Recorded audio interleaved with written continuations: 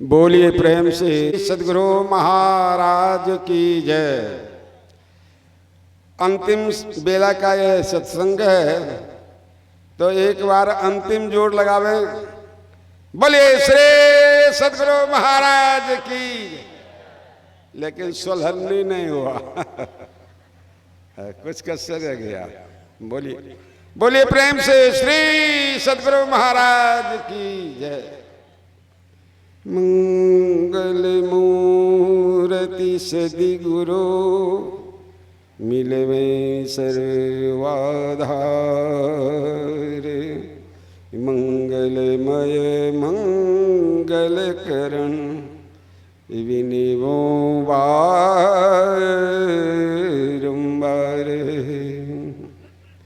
ज्ञान उदधियर ज्ञान घन सतगुरु शंकर रूप।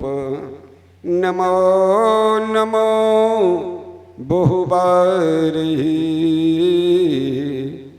सकल सुपूजन भूप। धन्य धन्य सदगुरु सुखद महिमा कही न जाय।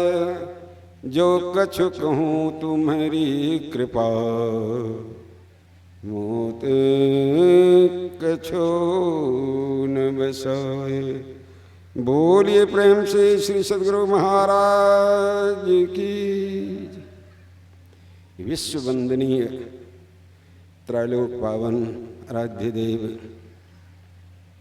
पूज्य गुरुजन आराध्य देव के परम पावन हृदय सम्राट संत साहिब स्वामी जी महाराज के पावन चरणों में कोट से नमन। उनके ही विशेष कृपा पात्र पूज्यपाद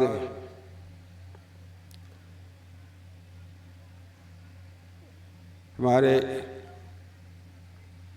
संत मत के वर्तमान आचार्य ब्रह्म ऋषि स्वामी चतुरानंद जी महाराज, उनके पावन चरणों में कोट से नमन।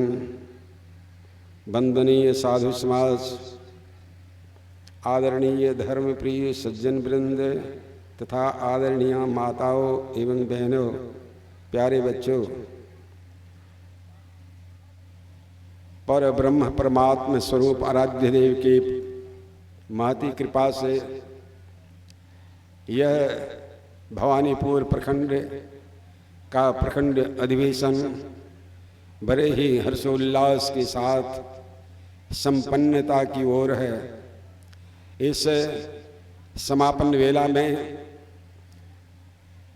भक्ति विषयक प्रसंग का पाठ हुआ और पाठ के आधार पर हमारे पूज्य महात्मागण अपने अपने योग्यता के मुताबिक विषय का प्रतिपादन किए। सामने माइक है, लेकिन माइक के लायक मैं नहीं हूँ, फिर भी गुरु की आज्ञा है, अतः गुरुदेव की आज्ञा को श्रद्धाज कर मैं आपकी सेवा में उपस्थित हूँ।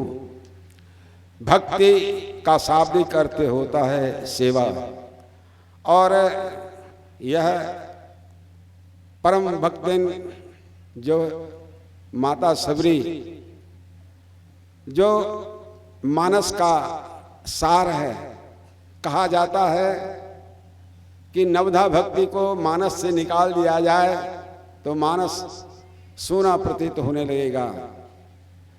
और इस नवधा भक्ति में बहुत ही रहस्यमयी बातें हैं। जो स्थूल भक्ति, सूक्ष्म भक्ति, सकाम भक्ति एवं निष्काम भक्ति का वर्णन है। कहा जाता है कि जो भक्ति मानव को